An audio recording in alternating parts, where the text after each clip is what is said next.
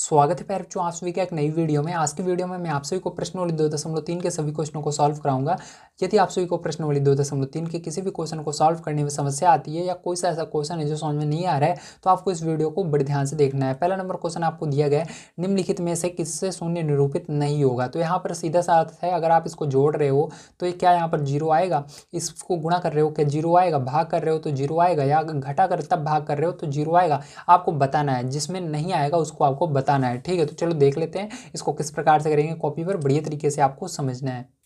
तो देखिए यहाँ पर जितने भी क्वेश्चन थे सबको मैंने लिख लिया। अब यहाँ पर हम उसको हल करेंगे और देखते हैं जीरो आता है कि नहीं आता। ठीक है, अब देखिए यहाँ पर अगर आप इसको करोगे तो यहाँ पर देखो एक में जीरो जोड़ोगे तो किसी भी संख्या में जीरो जोड़ा जाता है तो जीरो का कोई भी अर्थ नहीं रहता, जो संख्या रहती है वही आती है। तो यहाँ पर क्या आएगा, एक आएगा आपका। ठीक है, इसी प्रकार से यहाँ पर जीरो का गुणा जीरो में होगा। कभी भी किसी भी संख्या के अंदर, चाहे वो कोई भी संख्या हो, उसके अंदर जीरो का गुणा होता है तो जीरो ही आता है, आपको याद रखना है। और किसी भी संख्या में, ठीक है, अगर जीरो ऊपर है और किसी भी संख्या से आप भाग देते हो तब भी जीरो आता है। अब देखो यहाँ पर क्या हो रहा है, घटाएंगे सबसे पहले तो ये क्या हो जाएगा, 10 में से 10 घटाएंगे, 0/2 आ जाएगा।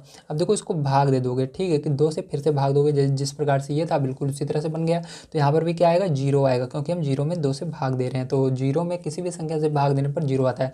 तो यहाँ पर आपका एक देखो, एक देखा पहले ए नंबर वाले में केवल एक आया है और सब में जीरो जीरो आए हैं। तो आपका आंसर क्या हो जाएगा, यही हो जाएगा। तो आप लिख दीजिएगा उत्तर में। ठीक है, यहाँ पर उत्तर करके आप लिख दीजिएगा।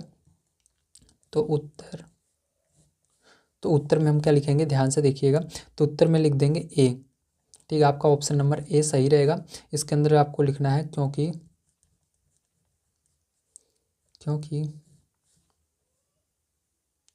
1 + 0 = 1 है ना। अगर हम इसको जोड़ेंगे तो क्या आएगा, एक आएगा। तो ये आपका आंसर हो जाएगा। चलिए इसके बाद चलते हैं सेकंड नंबर क्वेश्चन पर, उसको पढ़ते हैं और उसको भी हम कर लेते हैं। तो देखिए अगला दूसरा नंबर क्वेश्चन आपको दिया गया है, यदि दो पूर्ण संख्याओं का गुणनफल शून्य है तो क्या हम कह सकते हैं कि इनमें से एक या दोनों ही शून्य होने चाहिए। उदाहरण देकर अपने उत्तर की पुष्टि कीजिए। ठीक है, तो चलिए इस क्वेश्चन को हम देखते हैं किस प्रकार से किया जाएगा। तो देखिए दूसरे में आपको लिख देना है, शून्य को किसी भी पूर्ण संख्या से गुणा करने पर सदैव शून्य ही प्राप्त होता है।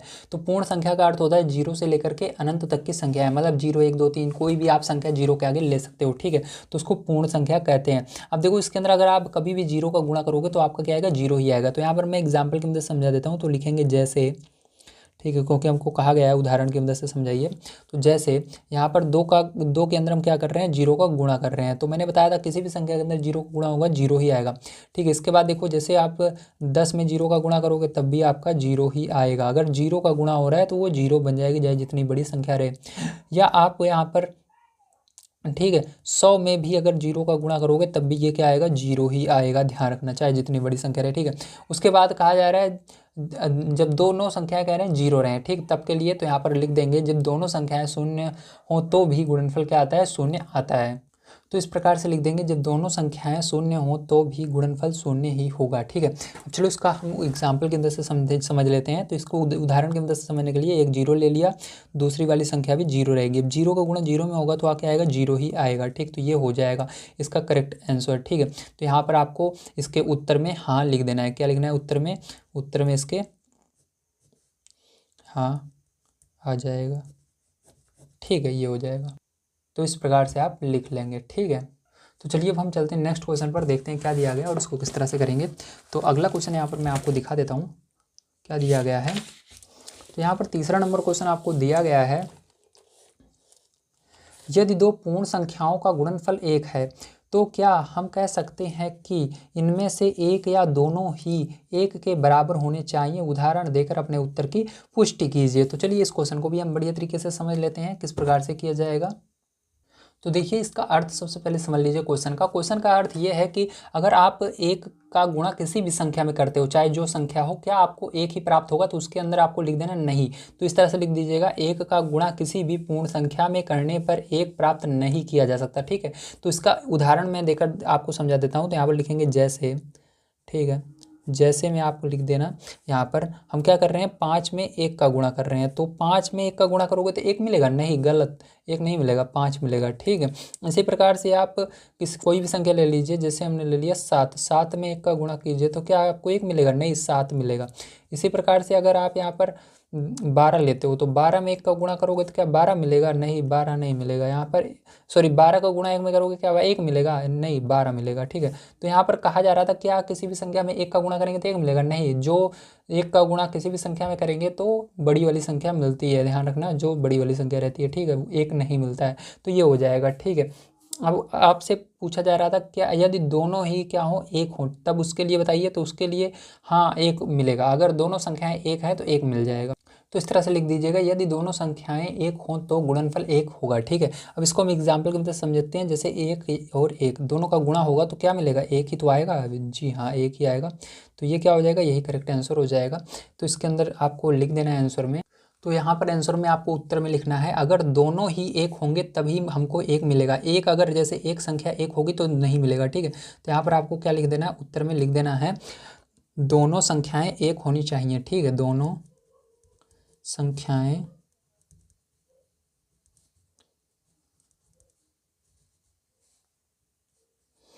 1 होनी चाहिए। ठीक है, ये हो जाएगा। चलिए अब इसके आगे देखते हैं, ध्यान से आपको समझना है। तो देखिए 4 नंबर क्वेश्चन आपको दिया गया है, वितरण विधि से ज्ञात कीजिए। तो आपको क्या करना है? यहाँ पर गुणा ज्ञात करना है, क्योंकि बीच में गुणे का निशान है, तो इन सबका गुणा करना है, वो भी वितरण विधि से। तो वितरण विधि मैंने पिछले वाले वीडियो में आपको समझाई थी, फिर से एक बार यहाँ पर हम देखने वाले हैं। बढ़िया तरीके से आपको इसको समझना होगा। तो ये आपका पहला नंबर क्वेश्चन है। अब इसको क्या करना है? आपको वितरण विधि से करना है। तो हम क्या करेंगे? ऐसी संख्या लेंगे, ठीक है, जो कि आपके 100 के, 1000 के, या आप कह सको तो 10,000 के। ठीक है, जो कि जिसके पीछे जीरो बन सके, ऐसी संख्या लेना है जिसके पीछे जीरो बन सके। और ऐसा कोशिश करना है आगे वो 1 रहे, 2 रहे, मतलब छोटी छोटी संख्या रहे। तो देखो इसके आगे क्या है? 1 है, इसके आगे 7 है, तो छोटी कौन सी हुई? ये वाली हुई। ठीक है, तो यहाँ पर छोटी वाली संख्या लेनी है। अब क्या करेंगे? यहाँ पर हम इसको वितरण विधि से करना है, इसलिए हल लिखते हैं। उसके बाद क्या करना है? यहाँ पर 728 है, इसको इसी प्रकार से लिख लीजिए, गुणा लगाइए। अब ब्रैकेट में यहाँ पर 100 को अलग कर लीजिए, को अलग कर लीजिएगा। तो 100 को हमने अलग कर लिया। ध्यान रखना है यहाँ पर 1 जो रहता है, अगर अलग कर रहे हो 1 को तो ऐसे में लिखना 10 लिख लो और प्लस 1 लगा लो। नहीं, ये जो 1 है इसको अलग कर रहे हो तो यहाँ पर 1 की जगह 0 लिखा जाता है। ठीक है, तो यहाँ पर 0 लिखा और प्लस लगाकर 1 को हमने अलग कर लिया। अब जोड़ोगे तो फिर से 101 आ जाएगा।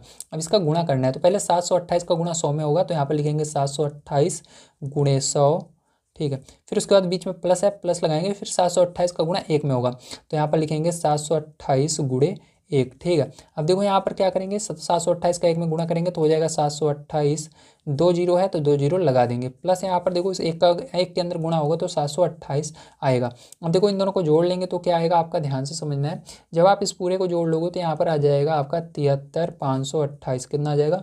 73,528। तो यही करेक्ट इसका आंसर हो जाएगा। चलिए अब बी नंबर का क्वेश्चन यहाँ पर देखते हैं क्या दिया गया है। तो बी नंबर का क्वेश्चन सबसे पहले मैं नोट कर लेता हूँ। तो देखिए बी नंबर का क्वेश्चन है। अब इसके अंदर अगर आप ध्यान से देखो तो इसके अंदर क्या है? ये आगे वाली संख्या बड़ी है, छोटी है, तो इसके अंदर क्या करेंगे? 1 को अलग कर लेंगे और 1000 को अलग कर लेंगे। ठीक है, तो यहाँ पर हम हल लिख करके इसको हल कर लेते हैं। आइए, तो यहाँ पर देखिए इसके अंदर क्या करेंगे? यहाँ पर 54, 37 ऐसे ही रहेगा और यहाँ पर गुणा लगाएंगे। इसके अंदर 1000 को हमने अलग कर लिया। ठीक है, उसके बाद प्लस 1 को अलग कर लिया। अब देखो यहाँ पर 2 जीरो हैं, लेकिन आप सोच रहे हो 3 जीरो क्यों आया? तो यहाँ पर 1 को जब आप अलग करते हो तो 1 की जगह यहाँ पर 0 लिखना पड़ता है और 1 को अलग से लिखना है। ठीक है, अब देखो यहाँ पर क्या हो जाएगा? ये 54 हो जाएगा और 37 हो जाएगा, और यहाँ पर एक 54 37 का गुणा पहले 1000 में होगा, तो इसलिए 1000 लिखेंगे इसके बगल में गुणा करके। उसके बाद क्या करेंगे? यहाँ पर प्लस है, प्लस लगाएंगे, फिर इसका गुणा 1 में होगा। ठीक है, क्योंकि हमको क्या करना है? अब 1 में गुणा करना है, तो 1 के उधर जाने के लिए पहले प्लस है तो प्लस लगाना पड़ेगा। तो यहाँ पर क्या करेंगे? 1 का गुणा करेंगे तो 54 37 गुणा 1। ठीक है, अब देखिए गुणा कर लेते हैं। सबसे पहले 54 37 का गुणा 1 में अगर हो गए तो आपका क्या आ जाएगा? 54 37 और 3 जीरो बच रहे हैं, तो 1 2 3 जीरो लगा दीजिए, प्लस यहाँ पर 54 37 का गुणा 1 में करोगे तो 54 37 आ जाएगा। अब इसी प्रकार से देखिए आगे इसको क्या करेंगे? हम जोड़ लेंगे। जब आप इसको जोड़ोगे तो आपका क्या आएगा? ध्यान से आपको देखना है। तो यहाँ पर आपका आ जाएगा 54 42 437। क्या आएगा? 54 42 437 आ जाएगा। तो यही क्या हो जाएगा? यही आपका करेक्ट आंसर हो जाएगा। चलिए इसके बाद आगे देखते हैं। इसके बाद सी नंबर का क्वेश्चन यहाँ पर हम करेंगे। तो ये आपका सी नंबर का क्वेश्चन है। अब इसको कैसे करेंगे ध्यान से आपको समझना है। ठीक, तो यहाँ पर हल लिख करके इसको हल कर लेते हैं। तो यहाँ पर देखिए सबसे छोटी संख्या ये वाली है, तो इसको क्या करेंगे? इसके अंदर 20 अलग कर लेंगे, 5 अलग कर लेंगे, मतलब इकाई को और दहाई को और सैकड़े को सबको अलग कर लेना पड़ता है। तो यहाँ पर 2 ही अंक है, इकाई और दहाई, तो दहाई को अलग कर लेंगे, इकाई को अलग कर लेंगे। अब देखो यहाँ पर 824 आएगा, गुणा करेंगे। यहाँ पर देखो 20 को अलग कर लेना है और 5 को अलग कर लेना है, तो 20 हो जाएगा अलग आपका, और प्लस लगाकर 5 अलग हो जाएगा। ध्यान रखना जब अलग करोगे बीच में प्लस का निशान या माइनस का निशान लगाना जरूरी है, लेकिन यहाँ पर जब 20 से ज़्यादा संख्या रहती है तो प्लस लगेगा, क्योंकि जोड़ोगे इन दोनों को 20 और 5 को तभी 25 आएगा। जब कम रहती है 20 से तो यहाँ पर माइनस वाला भी आपको आगे समझाया जाएगा, अगर होगा तो ठीक है, नहीं होगा तो आगे क्वेश्चन मिल जाएगा। वैसे तो प्लस वाला ज़्यादा आते हैं। अब देखो यहाँ पर क्या हो जाएगा आपका, यहाँ पर इसका गुणा पहले 20 में होगा तो यहाँ पर 824 लिखेंगे, गुणा 20 लगा देंगे। अब इसको क्या करना है, उधर चलना है, 5 में गुणा करना है, उससे पहले प्लस है तो प्लस लगाना है। अब उधर चलेंगे तो 824 का गुणा 5 में भी हो जाएगा, ठीक है। अब क्या करेंगे, यहाँ पर 824 का गुणा बीच में करेंगे तो यहाँ पर आ जाएगा आपका 16,480, प्लस यहाँ पर 824 का गुणा 5 में करेंगे तो आ जाएगा 4120, ठीक है। अब यहाँ पर इन दोनों को जोड़ लेंगे तो आ जाएगा आपका 20,600, ठीक है। तो ये करेक्ट आंसर हो जाएगा। चलिए इसके बाद आगे देखते हैं डी नंबर का क्वेश्चन, इसको भी बड़े ध्यान से देखना है।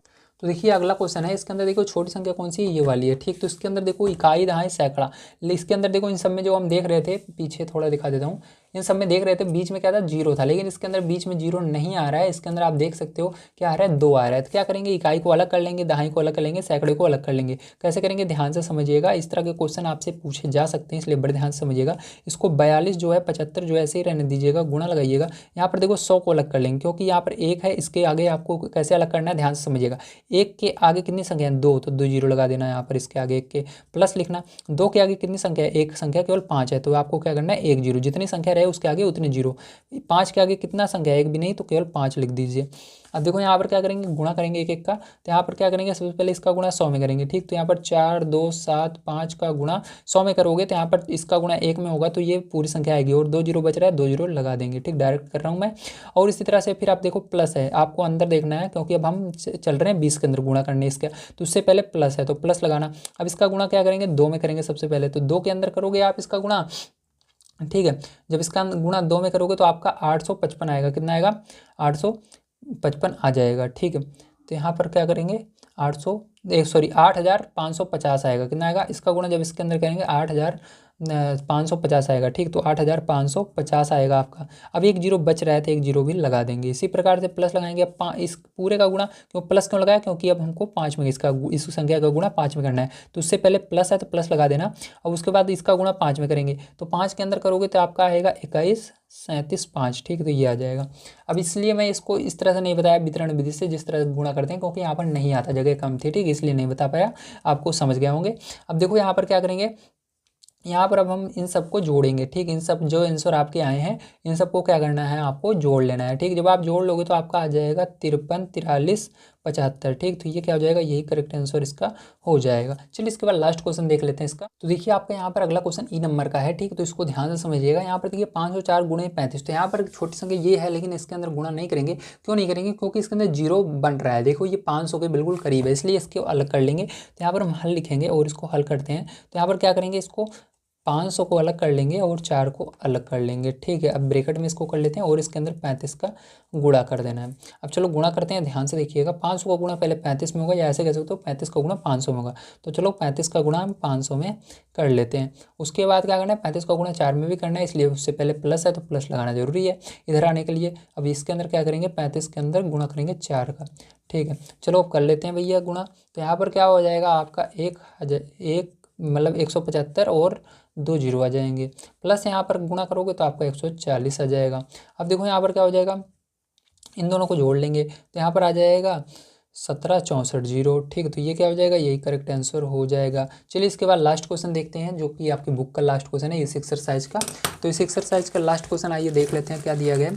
तो आपको दिया गया है यहाँ पर निम्नलिखित प्रतिरूप का अध्ययन कीजिए। तो आपको क्या करना है, इसको बढ़िया तरीके से देखना है। तो ध्यान से इसको देखिए क्या दिया गया है। सबसे पहले यहाँ पर 1 गुणे 8 प्लस 1 था। उसके बाद देखो यहाँ पर क्या हुआ, यहाँ पर 1 2, मतलब यहाँ पर 1 था तो यहाँ पर 2 हो गया, ठीक। पहले आपको इस तरह से नहीं समझना, ध्यान समझिएगा, एक एक लाइन पहले देखिए, इस तरह सीधी सीधी देखिए तब समझ में आएगा। 1 दिया गया है, यहाँ पर 1 2 दिया गया, यहाँ पर 1 2 3 दिया गया, यहाँ पर 1 2 3 4 दिया गया, यहाँ पर 1 2 3 4 5 दिया गया। इस वाली लाइन में देखिए 8 8 8 सब जगह सेम है। इसके अंदर देखिए 1 2 3 4 5 है। इसके अंदर देखिए 9 फिर 9 8 फिर 9 8 7, मतलब घट रहा है, 9 8 7 6 फिर 9 8 7 6 5। अब आगे आपसे कहा क्या जा रहा है, ध्यान से देखिए। अगले 2 चरण लिखिए, आपको अगले 2 चरण इसके बनाने हैं, बना लोगे, बहुत आसान है। क्या आप कह सकते हैं कि प्रतिरूप किस प्रकार कार्य करता है, संकेत इस तरह से आपको दिया गया है। ठीक है, तो चलिए इसको देखते हैं। इसके आगे वाले 2 और स्टेप आपको लिखकर बताने हैं, तो चलिए इसको देखते हैं। तो देखिए हमारा यहाँ तक इसमें कहाँ तक दिया गया है, 5 तक दिया गया है। तो ठीक है, मतलब लाइन से 5 तक। तो पहले 1 है, उसके बाद 1 के बाद 2 हुआ, फिर 1 के बाद 2, फिर 3 हुआ, फिर इसी तरह से 1 2 3, फिर 4 हुआ, फिर इसी तरह से 1 2 3 4, फिर 5 हुआ। यहाँ तक दिया गया है। ठीक, हमको 2 और आगे बनाना है, तो यहाँ पर क्या कर लेंगे हम, 1 2 3 4, 5 के बाद एक और लिख आ जाएगा, 6 आ जाएगा। इसी तरह से 1 2 3 4 5 6 के बाद क्या आ जाएगा, 7 आ जाएगा। ठीक है, हमने किया इतना। अब देखिए इसके बाद क्या करना है। अब इसके बाद अगला स्टेप अगर देखो इसके अंदर, बुक के अंदर, तो आगे क्या है, यहाँ पर गुणा सब में है, सब में, तो गुणा सब में लगा देंगे। उसके बाद 8 भी सब में है, तो सब में 8 आ जाएगा। तो यहाँ पर क्या करेंगे, गुणा लगा करके सब में क्या करेंगे हम, 8 को लिखेंगे। तो गुणा 8 गुणा 8 गुणा 8 गुणा 8 गुणा 8 गुणा 8 गुणा 8। ठीक है, अब उसके बाद बराबर भी, अब देखो एक सेकंड, उसके बाद कुछ और है, मैं आपको दिखा देता हूँ। तो उसके बाद देखो गिनती 1 2 3 4 5 इस तरह से। ठीक है, तो चलो इसके अंदर गिनती लिख देते हैं हम, प्लस लगा करके। तो यहाँ पर प्लस सब में है, तो प्लस सबसे पहले लगा लीजिएगा सब में, क्योंकि सब में प्लस दिया हुआ है आपको, तो इसमें भी प्लस आएगा दोनों में।